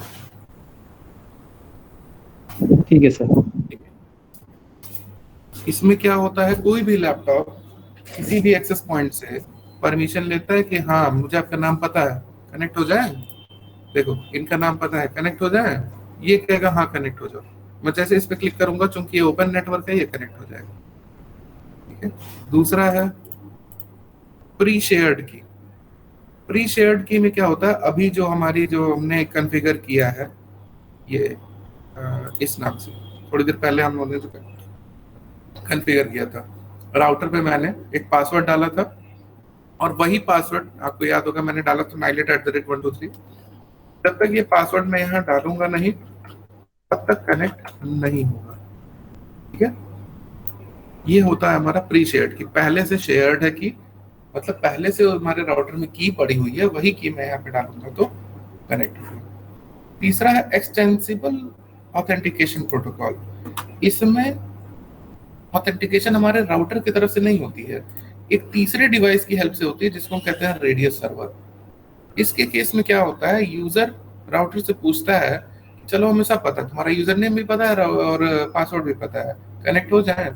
तो राउटर कहता है हम नहीं जानते हैं, हम रिक्वेस्ट तुम्हारा रेडियस सर्वर को भेज रहे हैं। रेडियस सर्वर इसको चेक करता है, मैच करता है, हाँ यूजर नेम पासवर्ड हाँ सही है, तब ये राउटर को बोलता है ठीक है आने दो, ठीक है। ये 3 ऑथेंटिकेशन मोड्स हैं। सबसे ज्यादा यूज होने वाला पीएसके है, सर एक क्वेश्चन यहीं पे सर, पूछिए। सर क्वेश्चन आंसर सेक्शन था ना सर, वहां पर पूछा गया था कि how many types of wireless authentication modes are there, 3 and 2 options थे सर। तो वहां पर 2 मैंने क्लिक किया और 3 था, तो 2 में जब मैंने सबमिट किया तो सर वो वैलिड बताया, और यहाँ पर आपने बोला कि सर 3 मोड्स हैं, तो इसलिए मैंने ये टॉपिक को फिर से बोला कि सर बताने के लिए, क्योंकि ओपन वाले को काउंट नहीं करते ना, ओपन वाले को काउंट नहीं करते, एक्चुअली में 2 ही होते हैं। वो ओपन वाले को काउंट नहीं करते क्योंकि उसमें कोई तो ऑथेंटिकेशन सिक्योरिटी नहीं है, कोई इसलिए। ऑथेंटिकेशन होती ही नहीं है। हाँ नहीं सर, यही कंफ्यूजन था कि सर आपने 3 कहा था पहले, तो इसलिए मैंने बोला कि फिर से सर कि ये वाला चीज थोड़ा सा क्लियर कर दीजिए, इसलिए थैंक यू सर। 3 मोड्स हैं, लेकिन 3 ऑथेंटिकेशन मोड नहीं है, एक तो ऑथेंटिकेशन है ही नहीं, जो ओपन वाला है उसमें तो कोई ऑथेंटिकेशन हो ही नहीं रही, ठीक है। हाँ ठीक है सर। और किसी के कोई क्वेश्चन? सर एक बार जो राउटर की सेट कॉन्फ़िगरेशंस वगैरह हैं सर, उसकी एक बार जो रह गए हैं वो बता सकते हैं सर आप? हाँ ओके सर। कल मैं लिंक्सेस वाला राउटर लगाऊंगा, उसमें आपको बता दूंगा। ये वाला एक्चुअली आपके कोर्स सर टेंडा का जो आपने अभी किया था उसमें सर कुछ रह गई थी ना कॉन्फ़िगरेशंस वगैरह शायद, जो इंक्लूड नहीं है, तो मतलब एक बार देखिए जो आपके इस चैप्टर में वो तो मैंने उसमें कवर कर दिया, ठीक है सर। जो आगे के आएंगे वो आगे बताए जाएंगे। Okay sir. हाँ तो उसमें कॉन्फ़िगरेशन ऐसी कि मैं 3 दिन बताऊं वो खत्म नहीं होगा। यस सर मैं वही बोल रहा था। जैसे जैसे आते जाएंगे, जैसे अभी आपके जितने कोर्स में है वो तो मतलब कोर्स इन सेंस मतलब अभी जो मैं स्लाइड्स मैंने आपको बताई हैं उसके अकॉर्डिंग तो मैंने सारी चीजें बता दी हैं। Yes sir. मैंने उसमें सिक्योरिटी बता दिया, एनक्रिप्शन बता दिया, इवन एक आध चीज ज्यादा भी बता दी, ब्रिज वगैरह भी बता दिया। यस सर बेसिक सारी सर क्लियर हो गई है। ठीक है, तो जैसे जैसे और कॉन्फ़िगरेशन आती जाएगी उसके एक एक बार और खोलते चलेंगे, ठीक है। Okay sir, thank you sir. Hello sir, मेरा एक क्वेश्चन है सर। सर मेरे पास एक प्रिंटर है, रूटर है सर, उसको हम लोग ये वायरलेस प्रिंटर को कर सकते हैं ना सर, कनेक्शन से सर पॉसिबल है सर? प्रिंटर आपका वायरलेस है? हाँ सर, बिल्कुल कनेक्ट कर सकते हैं। रूटर का कनेक्ट करके हम लोग वायरलेस मेरा लैपटॉप से वायरलेस का ऐसा कनेक्ट कर सकते हैं ऑप्शन? बिल्कुल बिल्कुल बिल्कुल 100%। ठीक है, आप उस प्रिंटर को अपने राउटर से कनेक्ट कर लीजिए, हाँ, और उस राउटर से जितने भी डिवाइसेस आपके यहाँ कनेक्ट होंगे उनसे आप उस प्रिंटर पे प्रिंटिंग दे सकते हैं डायरेक्टली। इवन चाहे आप मोबाइल फोन से भी दे सकते हैं, मोबाइल से भी। हाँ प्रिंटर का है ना सर, उसका इथरनेट का केबल नहीं है, अडाप्टर करके कर सकते हैं क्या ऐसा पॉसिबल? प्रिंटर में इथरनेट नहीं है, वाईफाई तो है ना प्रिंटर में? वाईफाई का नहीं है सर, रूटर है सर हमारे पास, रूटर वो भी है। नेटवर्क नहीं, जो प्रिंटर है आपका, क्या वो प्रिंटर नेटवर्क प्रिंटर है? नहीं सर। फिर तो उस प्रिंटर को किसी दूसरे लैपटॉप या डेस्कटॉप से आप पहले कनेक्ट करेंगे, हाँ ठीक है, और फिर उस लैपटॉप या डेस्कटॉप से अपने प्रिंटर को आप शेयर करेंगे। अच्छा ऐसा कर सकते हाँ। अगर वो नेटवर्क प्रिंटर है मतलब उसमें एनआईसी लगी हुई है, चाहे वायर्ड चाहे वायरलेस, फिर तो आप आराम से सीधे उस प्रिंटर को राउटर से कनेक्ट कर सकते हैं, कोई दिक्कत नहीं है। लेकिन अगर वो नेटवर्क प्रिंटर नहीं है, उसमें कोई वाईफाई या कोई इथरनेट पोर्ट नहीं है, उस कंडीशन में उस प्रिंटर को आप यूएसबी केबल से पहले किसी लैपटॉप या डेस्कटॉप से कनेक्ट करेंगे, फिर उस लैपटॉप या डेस्कटॉप को अपने राउटर से कनेक्ट करेंगे, और फिर अपने लैपटॉप या डेस्कटॉप जिससे भी आपने कनेक्ट किया वहां से उस प्रिंटर को शेयर करेंगे अपने network. Okay sir, I will try. और कोई क्वेश्चन?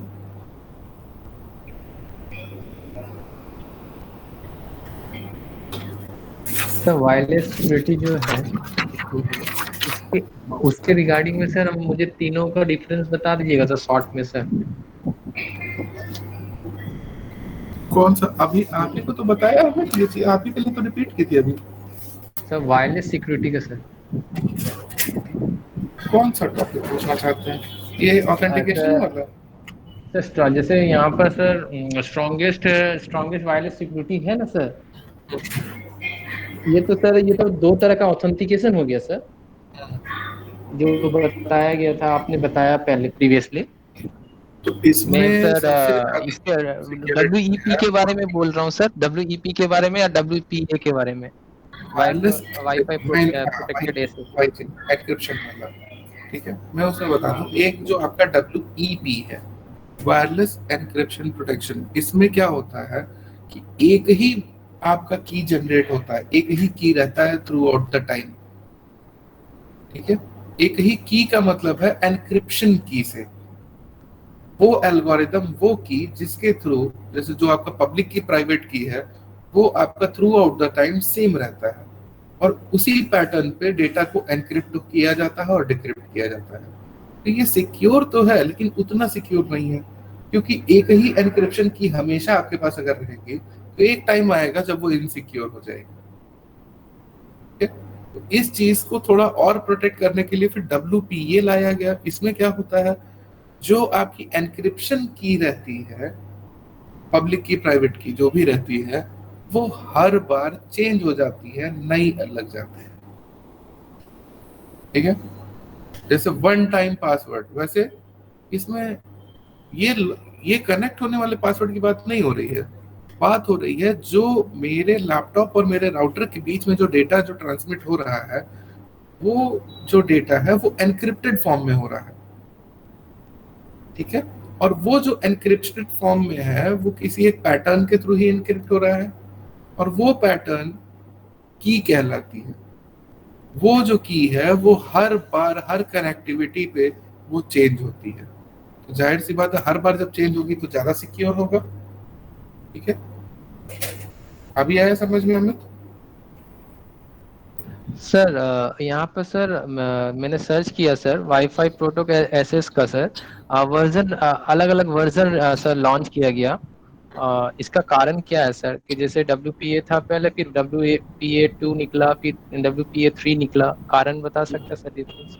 हाँ, जो नंबर ऑफ बिट्स है ना वो बढ़ते जाते हैं, तो जितने ज्यादा नंबर ऑफ बिट्स रहेंगे उतनी ज्यादा आपकी एनक्रिप्शन की बड़ी रहेगी और उतनी सिक्योर रहेगी, ठीक है। हाँ सर ठीक है सर, वो समझ में आ गया सर। उसका रेंज बढ़ा दिया जा रहा है बिट्स का। सर तो सर WPA को 3 को क्यों स्ट्रॉन्गेस्ट क्यों कहा जा रहा है सर? प्रीवियस वाले तो क्रैक नहीं किए जा सकते थे, तो W3 को स्ट्रॉन्गेस्ट क्यों कहा गया? क्योंकि बिट्स के कारण सर। हाँ, जितने ज्यादा नंबर ऑफ बिट्स रहेंगे उतना ज्यादा सिक्योर रहेगा, उतनी लंबी आपकी की रहेगी और उसको ब्रेक करना उतना कठिन रहेगा। ओके सर, ठीक है, समझ में आ गया सर, थैंक यू सर। अभी जरा आप लोग 1 मिनट ऑनलाइन रहिएगा। 1 मिनट का टाइम दीजिए, आपकी अटेंडेंस बात हो रही है। Okay sir. Anything can be hacked मतलब वो बस सर जिसमें सिक्योरिटी कोड है सर, जिसमें सिक्योरिटी कोड है वहां पर तो हैकिंग का बात आ ही जाता है सर। हैकिंग हर एक जगह हो जाती है, कहीं भी हो जाती है, क्या कहीं।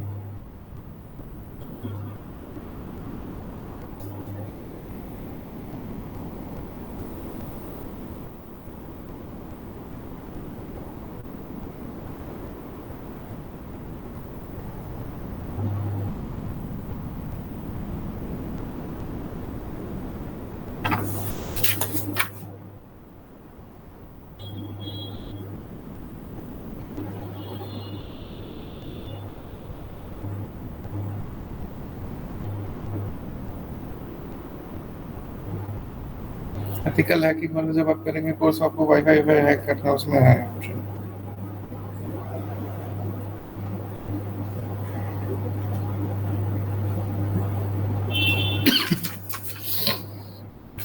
तो क्या आप बताइए, आप क्या पूछ रहे थे? और कोई क्वेश्चन है?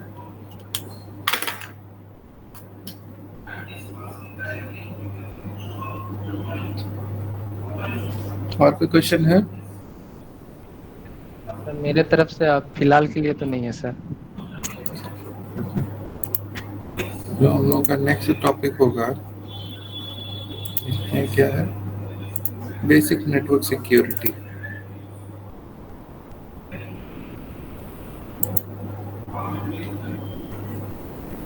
ठीक है, इसमें आपको कुछ अटैक्स के बारे में बताया जाएगा, फायरवॉल्स के बारे में बताया जाएगा, अटैक से कैसे बचे, कुकीज, एडवेयर, पॉपअप्स, ठीक है, इनके बारे में बताया जाएगा। तो ये नया टॉपिक कल शुरू करते हैं, डे 11 को। Okay sir. ठीक है, आज यहीं तक रखते हैं, कल मिलते हैं। कोई और क्वेश्चन हो तो पूछ लीजिए, नहीं तो कोई बात नहीं।